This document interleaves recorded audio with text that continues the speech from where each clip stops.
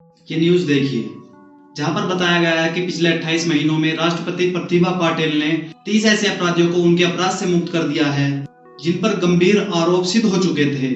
इनमें से 22 पर रेप और मर्डर जैसे गंभीर आरोप सिद्ध हो चुके थे, लेकिन उसके बावजूद भी राष्ट्रपति ने इन्हें माफ कर दिया है। लेकिन न्याय देने का काम तो जुडिशरी करती है, जिसमें डिस्ट्रिक्ट कोर्ट, हाई कोर्ट और सुप्रीम कोर्ट आदि आते हैं। तो फिर भारत के राष्ट्रपति का न्याय से क्या लेना देना है? इस सवाल का जवाब हम आगे समझेंगे। उससे पहले ये दूसरी न्यूज देखिए, जहां पर राष्ट्रपति के द्वारा एक ऑर्डिनेंस पास करने की बात हो रही है।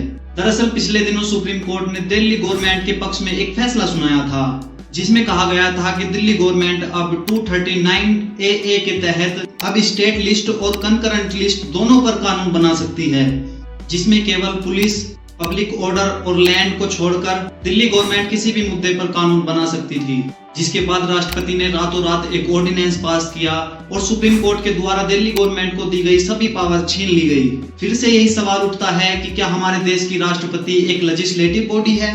क्योंकि कानून बनाने का काम तो सिर्फ लेजिस्लेटिव बॉडी ही करती है।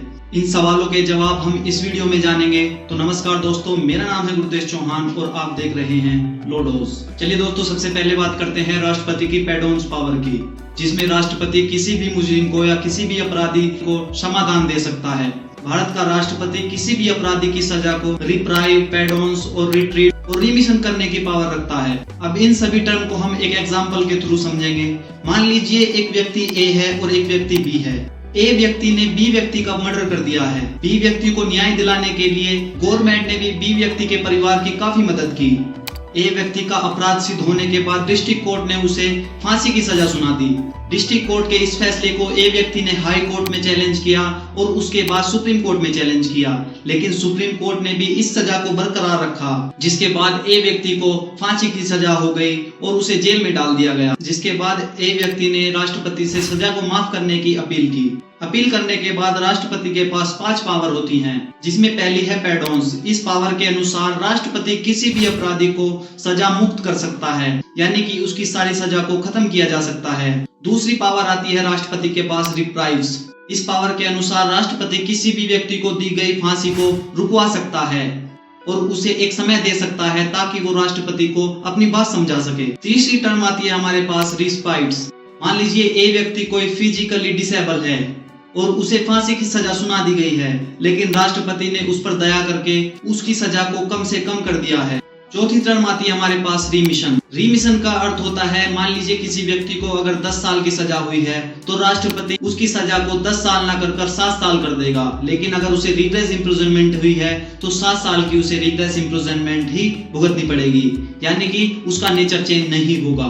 पांचवी टर्म आती है कम्युनिटेशन, जिसका अर्थ है, मान लीजिए अगर किसी व्यक्ति को सुप्रीम कोर्ट ने फांसी दे दी है तो राष्ट्रपति फांसी को चेंज कर उसे कोई भी सजा दे सकता है, यानी कि या तो 10 साल की सजा दे देगा या उसे लाइफ इम्प्रिजनमेंट दे देगा, लेकिन फांसी की सजा को वो रुकवा सकता है।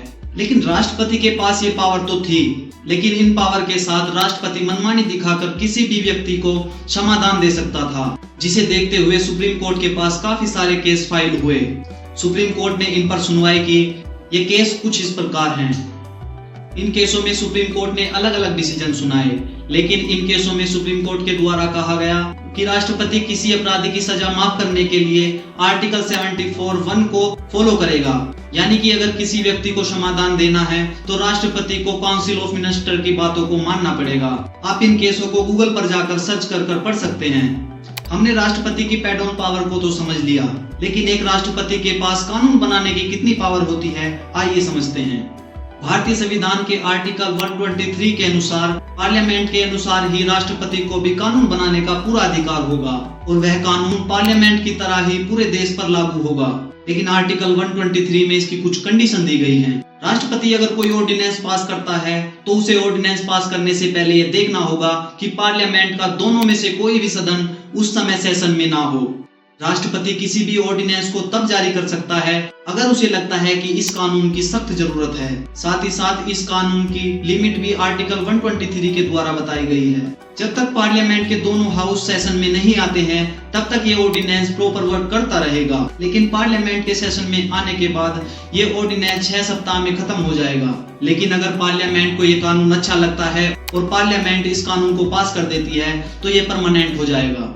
यहाँ पर एक बात और ध्यान में रखने की जरूरत है, अगर राष्ट्रपति चाहता है कि अपने ऑर्डिनेंस को वो वापस ले तो वह किसी भी समय अपने ऑर्डिनेंस को वापस ले सकता है।